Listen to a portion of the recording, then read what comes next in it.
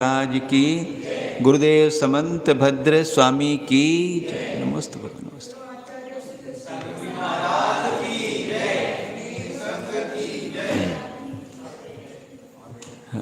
आत्मानुशासन ग्रंथ है आचार्य गुणभद्रद्वय स्वामी द्वारा कृत विरचित। चर्चा चल रही है तप की। तप करने से क्या क्या प्राप्त होता है। स्वर्ग भी प्राप्त होता है और तप करने से निश्रेयस यानी मोक्ष की भी प्राप्ति हो जाती है। तो ऐसा तप क्यों नहीं करना चाहिए जिससे हमें मोक्ष की प्राप्ति हो सकती है। क्यों हम संयम धारण नहीं करते हैं जिससे हमें सब कुछ मिल सकता है। हाँ, पढ़ते हैं 113 नंबर का।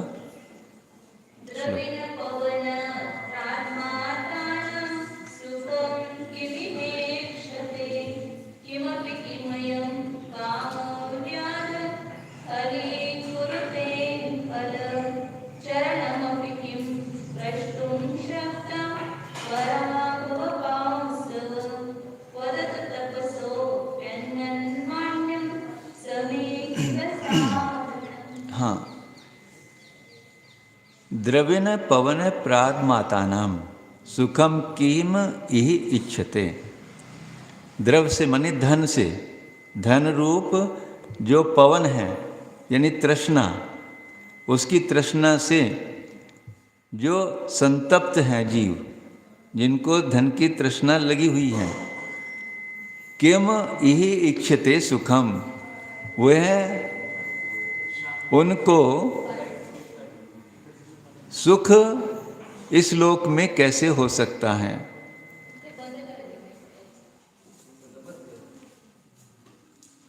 इस लोक में उन जीवों को सुख कैसे हो सकता है जिनको धन प्राप्ति की इच्छा लगी हुई है और जिनको तप है। किमपि किम अयम काम व्याध है खली कुरुते खल है। किम अयम काम व्याध है, जो तप में लगे हुए हैं उनको यह काम व्याध, काम रूपी व्याध यानी काम रूपी भील, किस तरह से ये दुष्ट काम रूपी व्याध कैसे खली कुरुत है, कैसे वो दुष्ट प्रवृत्ति कर सकता है। यानी जो तप में दृढ़ हैं उनको ये काम भी सता नहीं सकता। कारण क्या है, क्यों नहीं सता सकता? कभी विचार किया है कि हमारा उपयोग एक समय में एक ही काम करेगा, चाहे वो तो बाहर में रहेगा चाहे अंदर में रहेगा। तो जो जीव तप में लगे रहेंगे उनका उपयोग जब तप में रहेगा तब ये काम रूपी व्याधा उनको पास भी नहीं आ सकती, उनका उपयोग ही नहीं जाएगा उसमें, तो फिर ये काम उनको सताएगा भी नहीं। कहते हैं ना, empty mind is the devil of the shop. खाली दिमाग शैतान का घर, शैतान की दुकान, यानी कहीं ना कहीं तो जाएगा ना। तो वो जब हमारे ज्ञान रूपी कार्य में, जो हमारे तप रूपी कार्य में लगा रहेगा तो बाह्य में जाएगा ही नहीं। तो इसलिए क्या कहते हैं, तप के होने पर, जहाँ तप है वहाँ काम रूपी ये दुष्ट व्याध भी उसको नहीं सता सकता। चरणम अपि किम स्पष्टुम शक्ता पराभव पांसव। और पराभव पांस यानी जिसको तप है उसको तिरस्कार रूपी धूली, तिरस्कार रूपी धूली भी उसके किम स्पष्टुम शक्ता, उसको चरणम, उसके चरणों को भी नहीं छू सकती। यानी कैसे, वो तो अपने ध्यान में लगा हुआ है। तुम उनको गाली दो, कुछ करो, तिरस्कार करो, वो सब बाह्य में रहेगा, उनका उपयोग उसमें जाएगा ही नहीं। हम क्या होता है, जरा सी किसी ने बात कही, मुंह तुरंत हमारा टेढ़ा हो जाता है, क्यों उसने ऐसा मुझे कह दिया। परंतु जो तप करने वाले हैं वो तो जानते हैं कि जो सब कुछ हो रहा है, ये बाह्य कार्य जितने भी हो रहे हैं इस बाह्य शरीर, पौद्गलिक शरीर के संबंध से हो रहे हैं। मुझे तो गाली देने वाला जानता भी नहीं, देख भी नहीं सकता। तो ऐसा पराभव रूपी यानी तिरस्कार रूपी जो धूलि है, उसको स्पृष्टुम शक्ता किम, उसको छू भी नहीं सकती। और कैसा है? वदत तपसः अन्य तपसः भी अन्यम मान्यम समिहित साधनम। तप से अन्य, जहाँ तप है उससे कोई पूज्य और सुख का साधन, यानी तप से अन्य कोई पूज्य और जो सुख देने वाला है, ऐसा कोई साधन यदि है तो हे भव्य जीवो कहो, वदत, कहो उसको। यानी कहने का तात्पर्य आचार्य का क्या है कि तप की इतनी महिमा है कि जो विषयों में लगा हुआ है, जो धन से सुख की इच्छा करता है, उसको तो सुख हो ही नहीं सकता। पर जो तप करता है उसको किसी प्रकार के भी कषाय यानी हमारे विभाव रूप परिणाम उसको सता नहीं सकते। और पराभव रूपी यानी तिरस्कार रूपी धूलि भी उसके चरण को छू नहीं सकती, उसके आचरण को भी कह सकते हैं। यहाँ पर जब उसका तप में आचरण रहेगा, उसको भी वो पराभव तिरस्कार रूपी धूल छू नहीं सकती। किसी ने कुछ भी शब्द कहा, लगा हुआ तप में हो, तो मुझे इन सब से कोई तात्पर्य नहीं है। और तप से अन्य कोई भी ऐसा पूज्य कोई सुख का साधन नहीं है। यदि कोई साधन है तो कहो कौन सा साधन है, अर्थात कोई भी ऐसा अन्य साधन नहीं है, जो सुख का साधन नहीं है, जो तप के बिना हमें प्राप्त होता हो। परंतु तप करने में तो क्या लगता है, कैसे होगा? एक समय भोजन खाने से कैसे काम चलेगा? चलेगा नहीं चलेगा? चलता है क्या? अरे एक समय तो छोड़ो, रात का पानी नहीं पिएंगे तो मर जाएंगे, ऐसा लगता है। रात को भोजन नहीं करेंगे तो मर जाएंगे। नहीं, अभी आ रहा था ऊपर प्रमेय कमल मार्तंड में कि जो 5 बार एक दिन में खाता है उसका शरीर भी वैसा है, जो 4 बार 3 बार 2 बार खाता है उसका वैसा शरीर है, और जो 1 बार खाते हैं उनका शरीर आपसे भी अच्छा है, जो 5 बार खाने वाले हैं। और इसके आगे जो एक दिन भोजन छोड़ के भोजन करता है उसकी भी शरीर की स्थिति रहती है, 2 बार छोड़ के रहता है खाता है, 2 दिन छोड़ के फिर एक आहार करता है, उसकी भी स्थिति रहती है, 3 दिन 4 दिन 5 दिन। ऐसे करते करते केवली भगवान निराहार रहते हैं तो भी उनकी स्थिति रहती है। तो आप विचार करो इस बारे में कि यदि हम रात को अंजल का त्याग करते हैं तो शरीर की स्थिति रहेगी या नहीं रहेगी? रहेगी नहीं रहेगी? बल्कि बहुत अच्छी रहेगी, क्योंकि रात्रि भोजन करने से अनेक प्रकार की व्याधियां आपके शरीर में आ जाती हैं। ये भी तप है। यदि आपने रात्रि अंजल त्याग कर दिया तो आपके पूरे जीवन में 6 माह का 50% का 50% जीवन का आपका तप हो गया। यानी मैं एक दिन के 12 घंटे खाए, 12 घंटे का तो उपवास हो गया ना, तो पूरे जीवन में कितना हो गया? यदि 100 साल की आयु है तो 50 वर्ष का उपवास आपके जीवन में हो गया। देखो करके, इसको प्रयत्न करके देखो।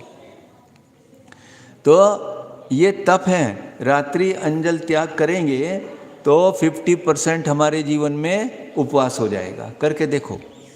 और मरण तो नहीं होगा। फिर उसमें कारण दिया कि जो मरण है हमारा वो भोजन करने आदि से नहीं है, असाता के कारण नहीं है, वो तो आयु कर्म के कारण शरीर की स्थिति है।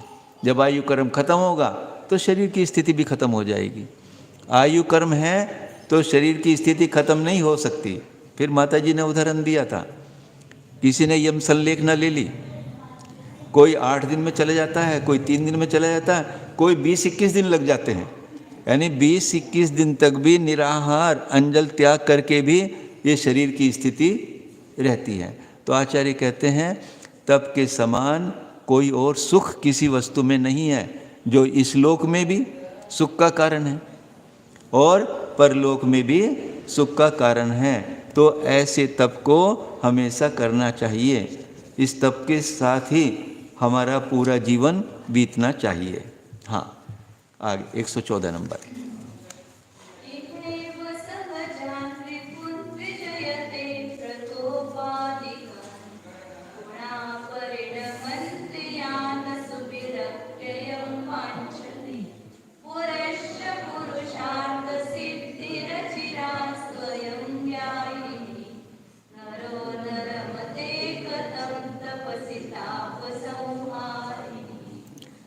शिक्षा दे रहे हैं आचार्य कि कैसा है ये तप। यही एव, इस लोक में ही प्रकोपादीनान रिपूर्ण सहजान विजयते, कि जो क्रोधादि कषाय हैं, प्रकोप माने क्रोध, और क्रोधादि क्रोध मान माया लोभ सब ले लो इसमें, इन सब को ये कैसे हैं, इस जीव के शत्रु हैं, इस जीव का घात करते हैं ये क्रोध आदि। तो ऐसे शत्रुओं को सहजान यानी सहज ही शीघ्र ही इनको विजयते, विजय प्राप्त होती है। किसके द्वारा? तप के द्वारा। जो तप करते हैं ऐसे तपस्वी लोग इन क्रोधादि विषयों को, जो शत्रु हैं जीव के, उनको सहज ही विजय को, इनके ऊपर सहज ही विजय प्राप्त कर लेते हैं। और कैसे हैं? गुणाः परिणमन्ति, और जो गुण हैं जीव के वो प्रस्फुटित होते हैं। कौन से गुण? सम्यक दर्शन, सम्यक ज्ञान, सम्यक चारित्र आदि प्रस्फुटित होते हैं। यान अशुभि ही अपि अयम वांछति, और जिन गुणों को ये जीव अशुभि अपि यानी प्राणों से भी अधिक, जिनको यान अशुभि अपि वांछति यानी प्राण तो चले जाएं परंतु मेरा सम्यक दर्शन नाश को प्राप्त ना हो, मेरा सम्यक दर्शन, सम्यक ज्ञान, सम्यक चारित्र न छूटे। प्राणों से भी ज़्यादा जो अपने गुणों की रक्षा करता है तप के द्वारा। तो ऐसा, और पुरः च, और परलोक में पुरुषार्थ सिद्धि अचिरात स्वयं यायिनी। यहाँ तप करने से क्या होगा?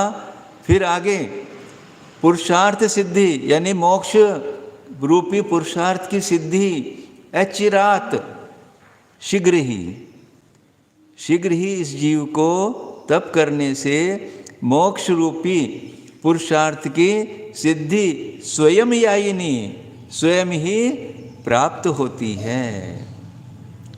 मोक्ष के लिए तप नहीं करना, जब हम तप करेंगे स्वयं ही मोक्ष की प्राप्ति हो जाएगी। और देखो, जब तप प्रारंभ होता है तो अपने आत्म स्वभाव में जाते हैं, उस समय पर सब बाह्य द्रव्यों से हमारा संबंध विच्छेद हो जाता है। वास्तव में तो आंशिक मोक्ष वही है। जैसे जैसे आत्म स्वभाव का हमें अनुभूति होती है, उस अनुभूति के काल में आंशिक मुक्ति जैसी है। देखो अपने अंदर करके इतना सुख प्रकट होता है। और कैसा है, क्या कह रहे आचार्य? नरह न रमते कथम तपसी ताप संहारिणी। जो तप ताप का नाश करने वाला है। कैसे ताप का? ये संसार रूपी जो ताप हमें रोग लगा हुआ है, ऐसे रोग का जो नाश करने वाला है, ऐसा तप कथम न रमते नरहा, ऐसे तप करने में ये मनुष्य क्यों नहीं रमन करते, क्यों इनमें वो तप नहीं करते, क्यों इनको तप अच्छा नहीं लगता, क्यों नहीं रखते तप में, क्यों भोगों में लिप्त हो रहे हो, तप में अपना कदम क्यों नहीं बढ़ रहा है? वो तप जो मोक्ष की सिद्धि देने वाला है, मोक्ष को देने वाला है, सारे गुणों का परिणमन कराने वाला है। और ऐसे गुणों को जो ये जीव अपने प्राणों से भी ज़्यादा प्रिय इसके गुण हैं। और क्रोध, मान, माया आदि लोभ जो विभाव रूप परिणाम हैं, इनको शीघ्र ही, इनके ऊपर शीघ्र ही विजय प्राप्त कराने वाला है। ऐसे तप को ये मनुष्य क्यों नहीं आदरते, क्यों नहीं उसको ग्रहण करते? आचार्य खेद भी प्रकट कर रहे हैं। इस मनुष्य पर्याय को पाकर यदि तप नहीं किया तो ये मनुष्य पर्याय ऐसे ही नष्ट हो जाएगी। और ये मत बार बार कहते हैं कि आयु कर्म का भैया कोई भरोसा नहीं है। तो आज से ही, अभी से ही, इसी समय से ही हमारे मस्तिष्क में, हमारे अभिप्राय में कदम कदम पर इस आत्मा को घात से बचाने के लिए या अपने आचरण में तप को लाने के लिए हमें प्रयत्नशील रहना चाहिए। हाँ, एक और करते हैं।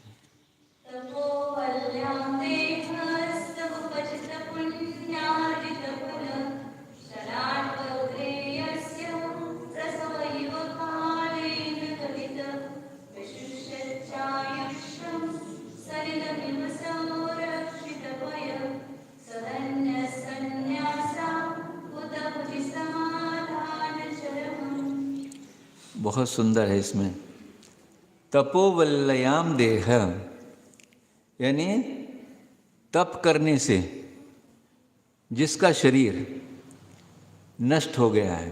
कैसे शरीर नष्ट हुआ उसका दे रहे उदाहरण, कि जिस प्रकार जब कोई फल लग जाता है, देखो ध्यान से, पहले फूल आया फिर फल लग गया, फल लगने के बाद भी उस फल के अग्रभाग में फूल लगा रहता है और फल बड़ा होने पर वो फूल झड़ जाता है, निकल जाता है अपने आप। इसी प्रकार से इस तप करने से जो पुण्य उपार्जन किया था, वो पुण्य उपार्जन रूपी जो महाफल उत्पन्न हुआ तप करने से, उसके बाद जो फूल था यानी ये शरीर, वो नष्ट हो जाता है। क्या हुआ? तप करने से पुण्य रूपी फल उत्पन्न हुआ और उसके ऊपर जो फूल था नष्ट हुआ ना, और तप करने से ये शरीर रूपी फूल नष्ट हो जाता है। कैसे? जैसे अब बताया अभी कि शलाट वग्रे यस्य प्रसव, शलाट वग्रे माने फल उत्पन्न हो जाने पर फल के अग्रभाग में जो लगा हुआ है वो प्रसव यानी फूल, इव कालेन गलित है, काल आने पर गलित हो जाता है, नष्ट हो जाता है। फल तो नष्ट नहीं होता, पुण्य रूप फल तो नष्ट नहीं होगा, पर जो फूल शरीर रूपी फूल है वो नष्ट हो जाता है, तो पुण्य तो बचा हुआ है। तो आचार्य कहते हैं व्यश्रुतम आयुषम, यानी जिसकी आयु ध्यान रूपी अग्नि से, कैसे? अब यहाँ पे भी उदाहरण दिया बहुत बढ़िया, सलिलमेव संरक्षिता पया,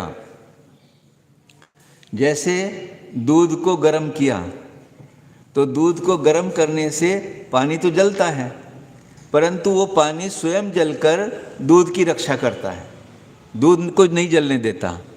इसी प्रकार ये आयु स्वयं नष्ट होकर धर्म ध्यान और शुक्ल ध्यान रूपी जो अग्नि है उससे ये जीव अंत में समाधि को प्राप्त हो जाता है। उसी को बता रहे व्यशुष्य च आयुषम, आयु के नष्ट होने पर भी, आयु तो नष्ट होती है परंतु स धन्य, हाँ, संन्यास आहुत भुजी, जो संन्यास है यानी तप में जो लगा हुआ है, संन्यास में लगा हुआ है, या संन्यास रूपी अग्नि से या धर्म ध्यान रूपी शुक्ल ध्यान रूपी अग्नि से, समाधान चर्मम, जो अंत में समाधि को प्राप्त होता है, चर्मम समाधानम, जो अंत में समाधि को प्राप्त होता है, ऐसे वे साधु धन्य हैं। क्या तात्पर्य है कहने का?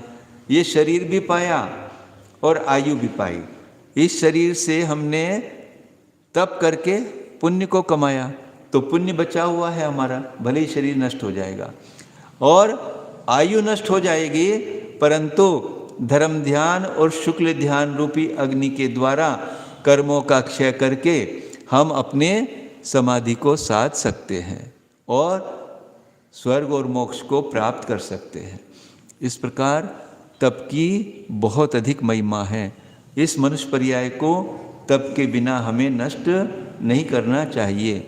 और शीघ्र ही तप को धारण करना चाहिए। यहीं पूर्ण करते हैं। बोले आचार्य गुरुदेव सुंदर सागर जी महाराज की। जावानी के ज्ञान से सूझे लोकालोक, सोवानी मस्तक नमो सदा देत हूँ धोख। हे जिनवानी भारती तो हे जपूं दिन रैन,